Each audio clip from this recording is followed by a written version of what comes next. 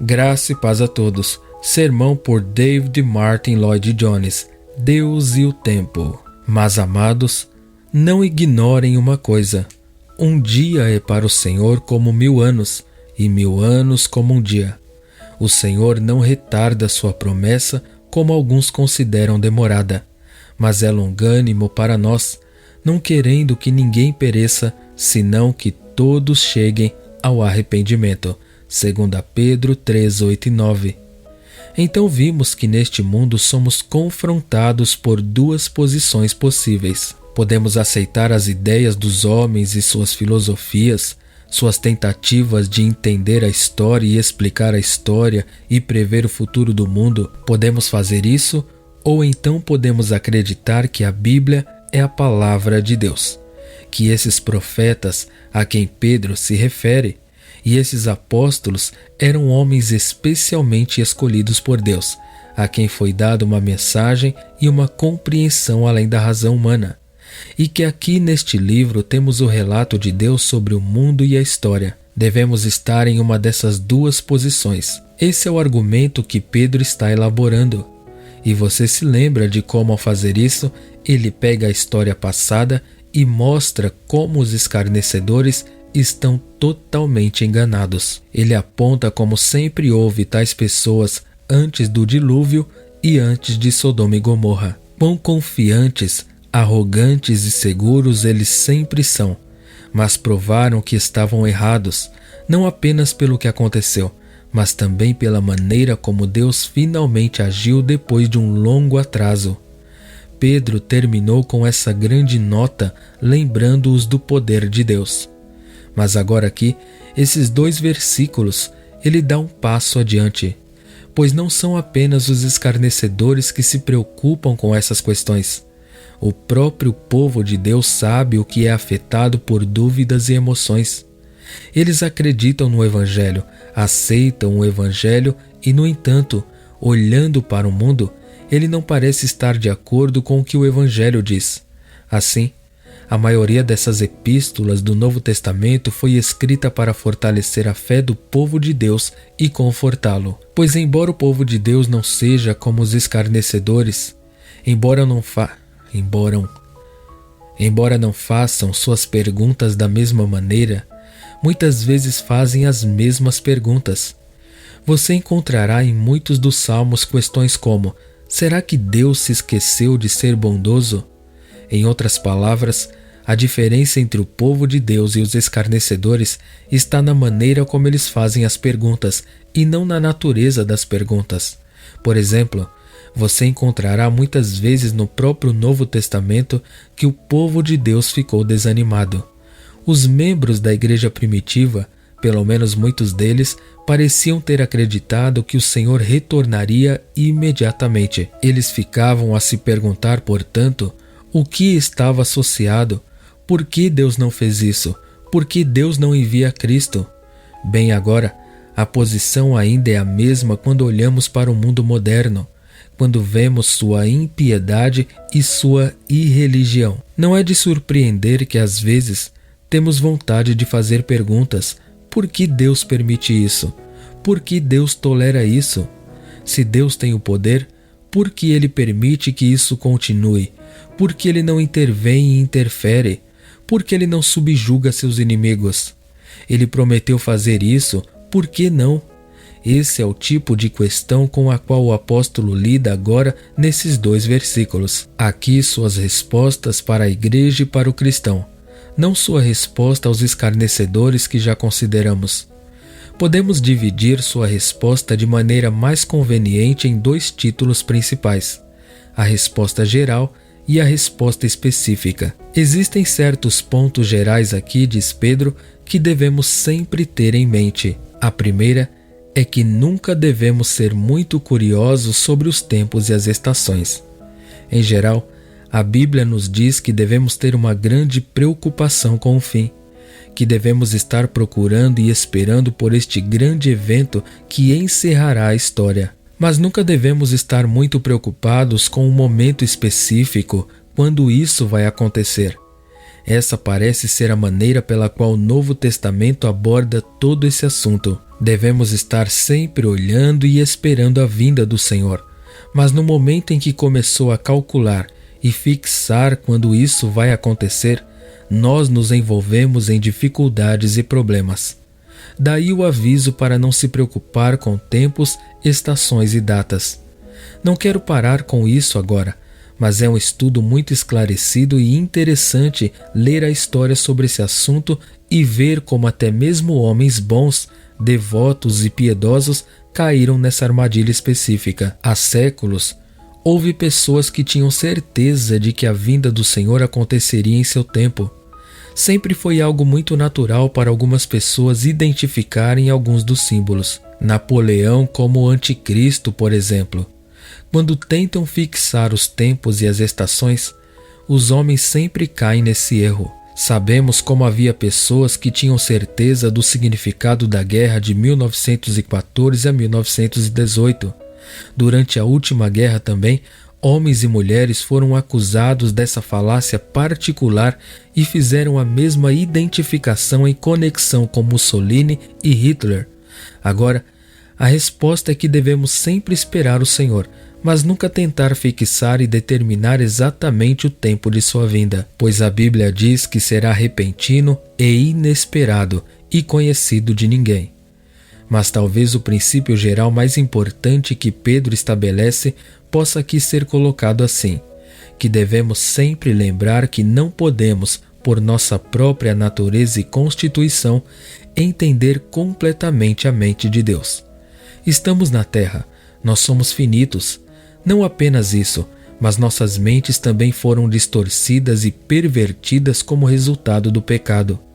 Uma das primeiras coisas que temos que perceber, portanto, é que sempre começou com essa limitação quando começou a meditar sobre Deus e seus caminhos e suas obras em relação ao homem. Porque os meus pensamentos não são os seus pensamentos, nem os seus caminhos são os meus caminhos, diz o Senhor.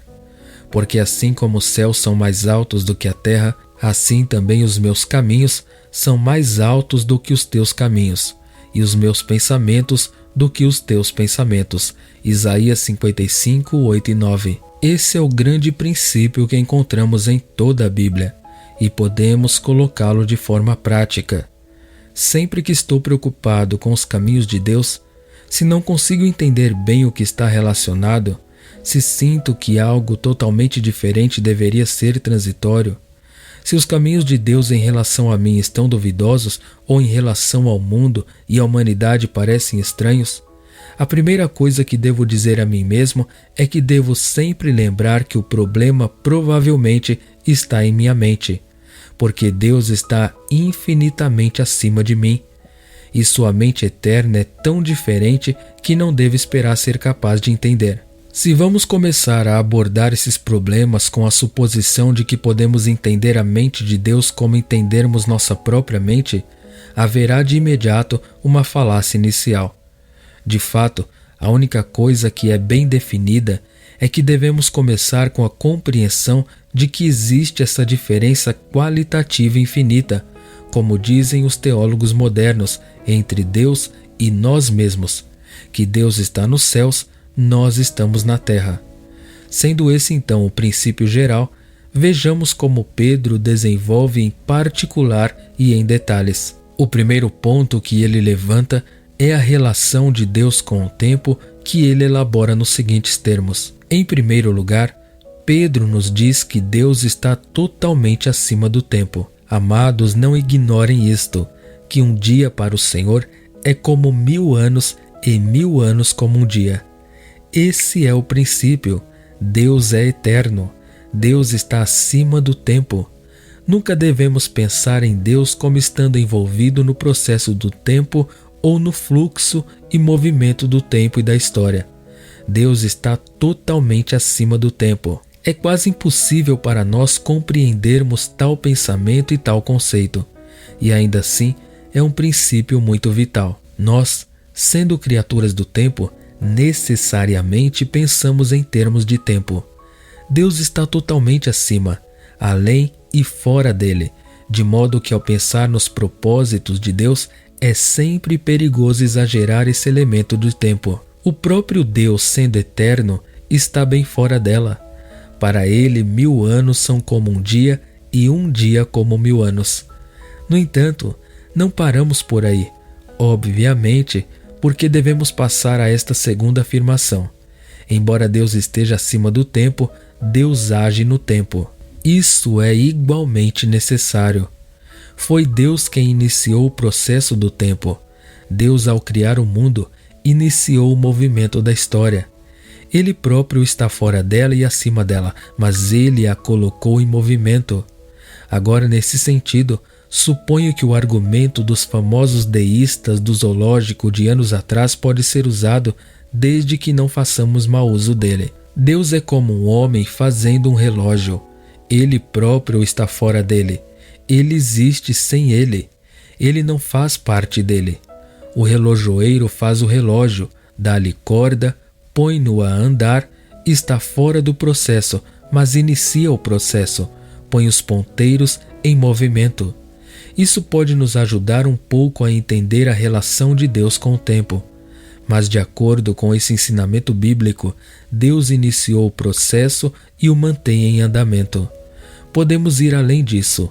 Deus está controlando o tempo e todas as ações de Deus são executadas em um plano muito definido e de acordo com um esquema muito definido.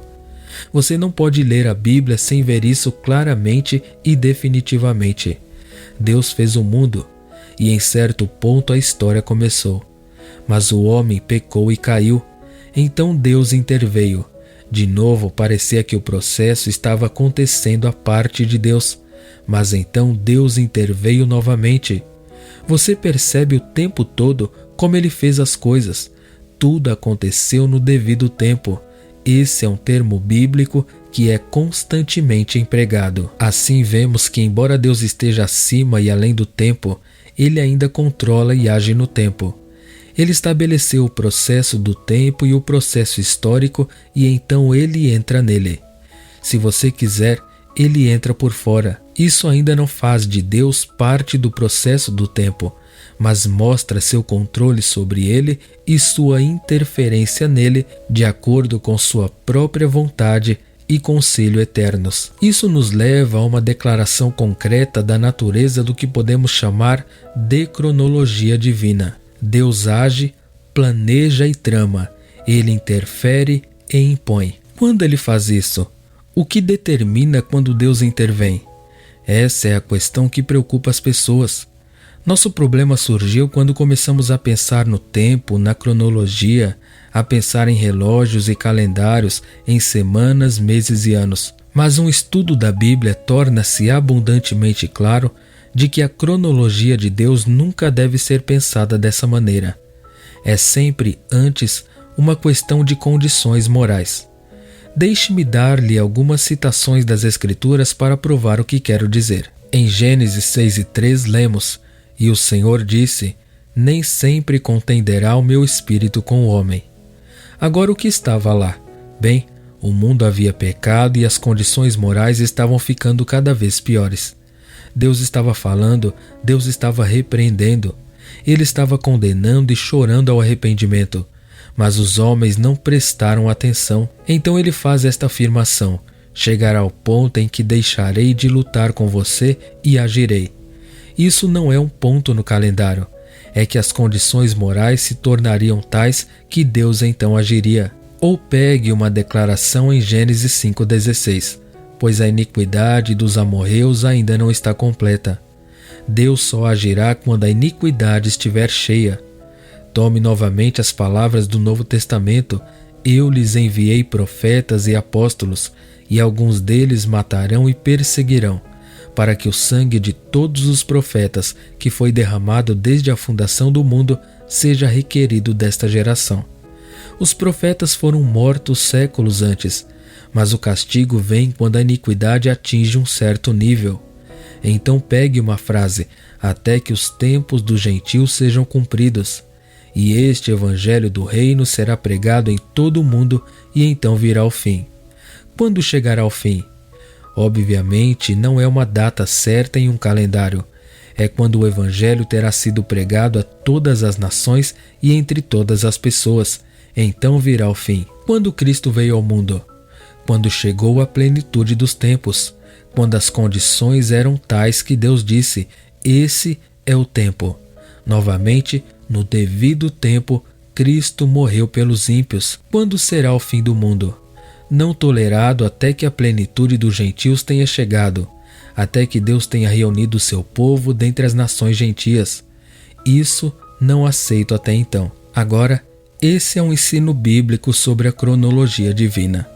Livremo-nos, portanto, de todas essas ideias de datas e calendários e percebemos que o que determinou a intervenção de Deus no processo do tempo é a questão das condições morais. O que é muito mais importante do que qualquer dado em particular é o estado moral e a condição do mundo hoje, pois as Escrituras deixam bem claro que antes do fim haverá uma terrível apostasia. Mas devemos ter cuidado, pois os homens muitas vezes disseram antes: esta é a última grande apostasia. Não devemos tentar novamente fixar a hora exata do fim, mas devemos ser levados a pensar, ao vermos o afastamento de Deus, a arrogância, a impiedade ativa e a irreligião.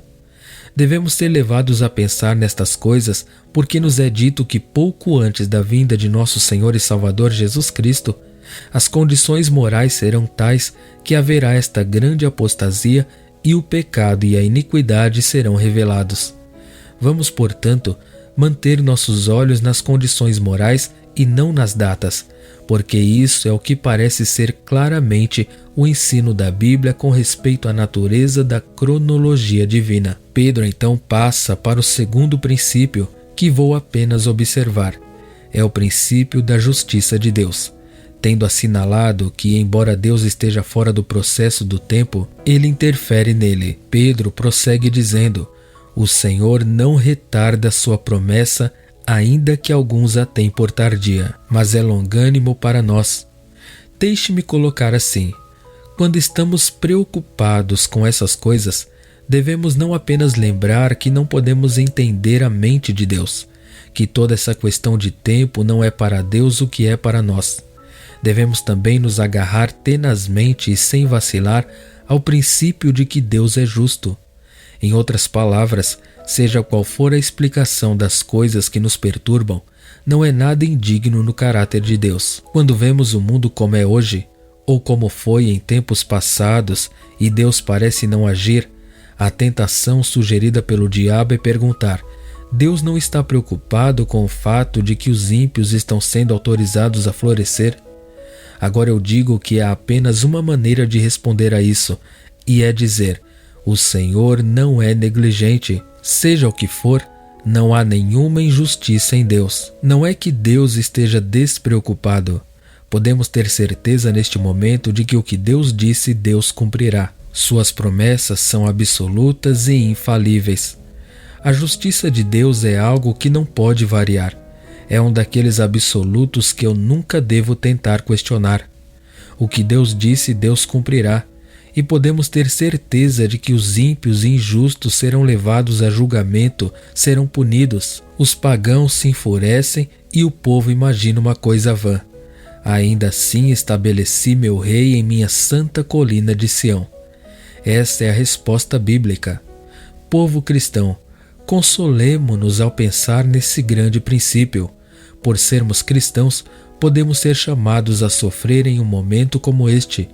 O mundo pode rir e zombar, e pode parecer muito bem-sucedido ao fazê-lo, mas tão certo e administrativo quanto estamos vivos neste momento, os injustos e os ímpios terão que responder por cada uma de suas palavras, e aqueles que foram fiéis ao Senhor, esperando o bem-estar, servo bom e fiel. O Senhor é justo. O Senhor não é negligente. Não há frouxidão em Deus. Não há frouxidão moral. A total e absoluta justiça de Deus permanece. Vamos nos ligar a isso. Queremos entender o que está independente ou não. Por último, há este maravilhoso princípio da longanimidade de Deus. O Senhor não retarda sua promessa, mas é longânimo para conosco, não querendo que ninguém pereça, senão que todos cheguem ao arrependimento. Esta é uma afirmação difícil. É uma declaração difícil teologicamente, e tem levado a muitos argumentos e disputas. Se posso dizer isso de passagem, geralmente é uma daquelas cotações de ações que sempre são apresentadas quando as pessoas estão discutindo eleição e predestinação. Mas olhar para isso dessa maneira é perder o ponto que Pedro está apresentando. Parece-me que o ponto de Pedro é este, que uma parte da explicação do que nos parece ser um atraso é a longanimidade de Deus. Disso podemos ter certeza, que Deus não deseja que ninguém pereça. Eu não disse vontade, eu disse desejar, pois a palavra traduzida como vontade deveria realmente ser traduzida como desejar. Tudo o que Deus deseja inevitavelmente acontece. Há uma diferença entre Deus querer e Deus desejar uma coisa. E o que Pedro diz é que Deus não deseja que ninguém pereça, mas que todos cheguem ao arrependimento. Deus não tem prazer na morte do ímpio.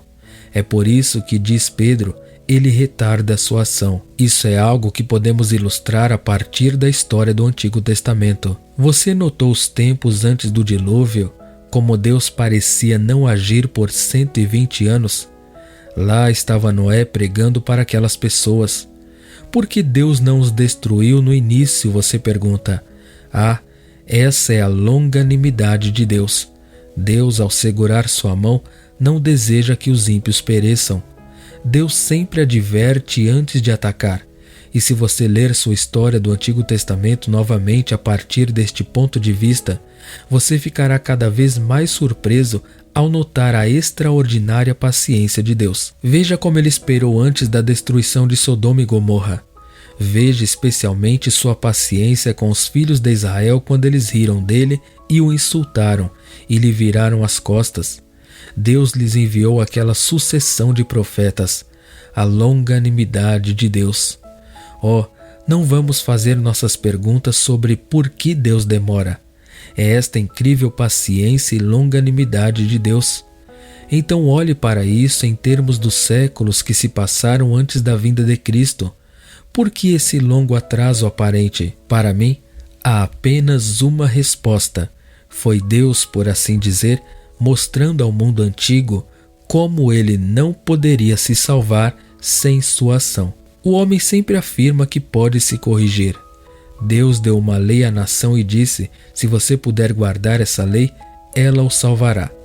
Eles se sentiram confiantes de que poderiam fazê-lo e Deus lhes deu todos aqueles séculos apenas para mostrar-lhes que não podiam. É essa longanimidade de Deus que deixa o mundo sem desculpa ou súplica. E isso, de acordo com o apóstolo Pedro, é a explicação de por que o Senhor não voltou antes desse ponto específico da história. Ao mundo está sendo dada uma chance, uma oportunidade. Cristo é pregado, o Evangelho é oferecido. Todos esses anos estão passando e a oferta está sendo feita. Então funciona assim.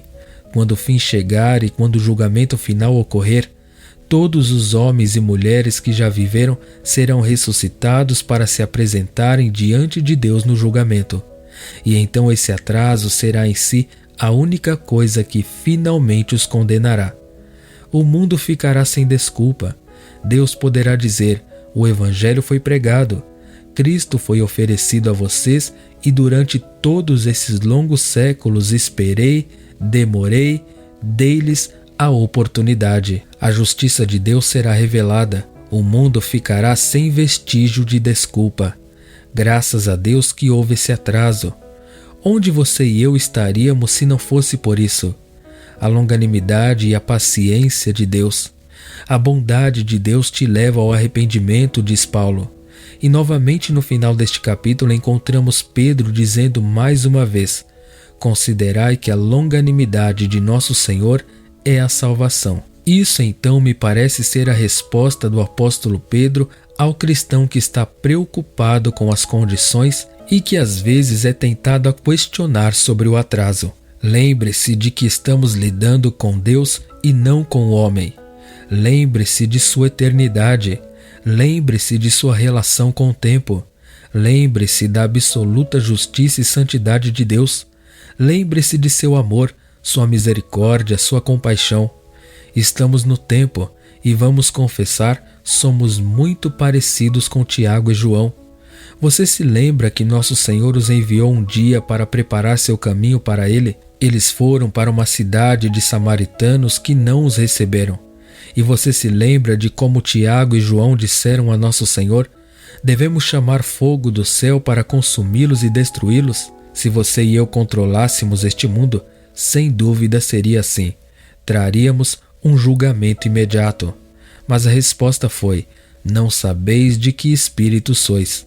Porque o Filho do Homem não veio para destruir as vidas dos homens, mas para salvá-las. O Senhor não é tardio, mas Ele deseja que ninguém pereça, mas que todos venham a este conhecimento abençoado da salvação. Vamos então nos submeter a Deus e sua sabedoria absoluta, e especialmente ao seu amor e misericórdia, sua longanimidade e compaixão. Os caminhos de Deus são certos e seguros.